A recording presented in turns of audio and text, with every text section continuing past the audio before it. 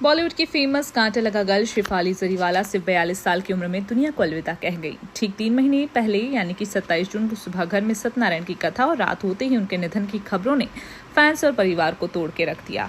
शेफाली को उनके पति और एक्टर पराग त्यागी ने आनन फानन में अस्पताल लेकर भी पहुंची, लेकिन एक्ट्रेस को बचा नहीं पाए। अपनी पत्नी से बेइंतहा प्यार करने वाले जब उनकी यादों में वो बस सब करते हैं जो उनकी परी की इच्छा थी। हाल ही में पराग ने उनकी याद में एक पॉडकास्ट चैनल शुरू किया है जिसका नाम शेफाली पराग त्यागी है। इस चैनल पर अपनी पहली बातचीत में पराग ने शेफाली के साथ बिताए पलों को और गहरे दुख को शेयर किया। पराग ने बताया कि वे शेफाली को आज भी अपने करीब महसूस करते हैं। उन्होंने शेफाली के बिना धुले कपड़े संभाल कर रखे हैं जिनकी खुशबू ने शेफाली की मौजूदगी का एहसास कराती है।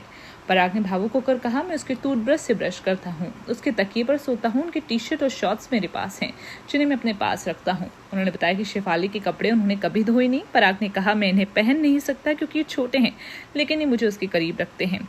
शेफाली की बातें करते हुए उन्होंने आगे बताया कि उनके निधन के बाद 2-3 दिन तक अमेजॉन और फ्लिपकार्ट से उनके पार्सल आते रहे थे। पराग ने उस दिन को याद किया जब शेफाली का निधन हुआ। उन्होंने बताया कि उस दिन शेफाली ने पराग से उनके कुत्ते सिम्बा को टहलाने के लिए कहा था। जब वे लौटे तो देखा कि शेफाली की सांस लेने में दिक्कत हो रही है और वो बेहोश थी। पराग ने तुरंत इलेक्ट्रोलाइट्स और सीपीआर देने की कोशिश की, लेकिन तब तक बहुत देर हो चुकी थी। उन्होंने दुखी मन से कहा, उसने 2 बार सांस ली लेकिन फिर पूरी तरह से हार मान ली। मैं उन्हें जगह नहीं पाया। शेफाली की मौत के बाद सोशल मीडिया पर एंटी एजिंग ड्रग्स के इस्तेमाल की अफवाहें भी हुई।